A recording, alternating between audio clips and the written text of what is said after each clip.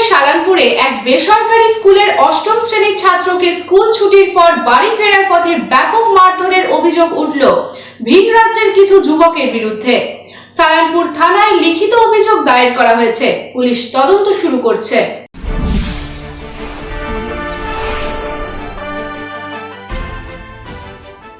আচরার এক বেসরকারি স্কুল থেকে ছুটির পর বাড়ি ফেরার পথে অষ্টম শ্রেণীর ছাত্রকে ব্যাপক মারধরের অভিযোগ উঠল ভিন রাজ্যের কিছু যুবকের বিরুদ্ধে। ঘটনা প্রসঙ্গে জানা যায়, সোমবার সালানপুর থানার রূপনারায়ণপুর ফাঁড়ির অন্তর্গত রূপনারায়ণপুর রেল ব্রিজ পার করে প্রতাপপুর গ্রামের সামনেই স্কুল থেকে বাড়ি ফিরছিল বাথনবাড়ি গ্রামের বাসিন্দা অষ্টম শ্রেণীর ছাত্র নবীন লাহা, বয়স 14 বছর।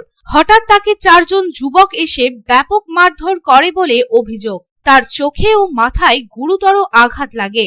তাকে পিঠাকেয়ারি গ্রামীণ হাসপাতালে প্রাথমিক চিকিৎসা করা হয়। আহত ছাত্র নবীন লাহা জানান, স্কুল থেকে বাড়ি ফেরার পথে প্রতাপপুরের কাছে হঠাৎ করে 4 জন এসে তাকে পাঞ্চ বেল্ট লাঠি দিয়ে তাকে অকারণে এলোপাথারি মারধর করে এবং মারতে মারতে রেল লাইনের ধারে নিয়ে যায়। স্থানীয় কিছু ব্যক্তি তাকে মার খেতে দেখে এবং তাকে ওই 4 জনের হাত থেকে উদ্ধার করে। তবে আহত নবীন লাহা জানান, ওই 4 জন দুষ্কৃতীর মধ্যে 2 জন বিহারের বাসিন্দা। মারধরের সময় শুনেছেন, আমাকে যখন আমি স্কুল থেকে বাড়ি ফিরি, আমার স্কুল নিউ হল এঞ্জেল পাবলিক স্কুল, ওখান থেকে যখন আমি বাড়ি ফিরছিলাম তখন রাস্তায় আমাকে 3টে লোক ছিল। ফার্স্টে ওরা ধরে আমার চোখে এসে মারছিল বেল্ট ফেল্ট দিয়ে। তারপর আরেকটা লোক এলো, ও ধরে নিল আমার হাত টাত, রেল লাইনের ধারে নিয়ে যাচ্ছিল। তারপর তো পাবলিক জমা হয়ে গেল ওখানে পুরো। ফির তারা এসে বললো, তো ওরা ভয়ে পালাচ্ছিল। কেন তোমাকে মারধর করা হলো? তাদেরকে তুমি চেনো? না, আমি তাদেরকে চিনিনি।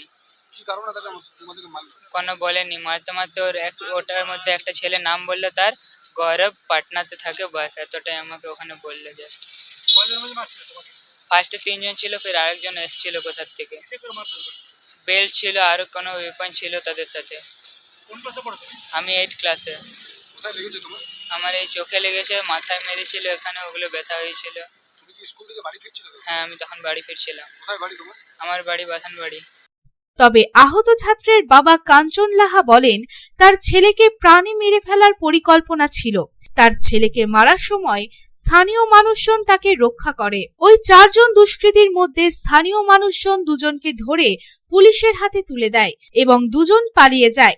তবে তিনি বলেন, ওই 2 জনের নাম শুনেছেন, সত্যেন্দ্র কুমার ও গৌরব কুমার।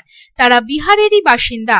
তবে এখনো আরো 2 জন পলাতক, তাদের নাম তিনি জানান না। তিনি বলেন, কি কারণে তার ছেলের উপর হামলা করা হলো তা তিনি জানেন না। তবে তিনি সালানপুর থানায় লিখিত অভিযোগ দায়ের করেছেন। গোটা ঘটনার তদন্ত শুরু করেছে পুলিশ।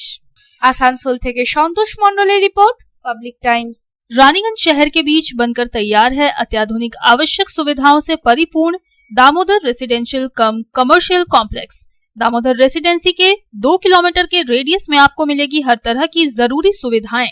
सुरक्षित और खुले वातावरण के इस रेसिडेंशियल और कमर्शियल कॉम्प्लेक्स में आपको मिलेगी 1207 स्क्वायर फीट से लेकर 1639 स्क्वायर फीट के 3 BHK फ्लैट्स। इसके साथ आपको मिलेगी double lift, parking space, swimming pool, gymnasium और कम्युनिटी हॉल की सुविधा। अधिक जानकारी के लिए संपर्क करें 9614147280, 9832287488।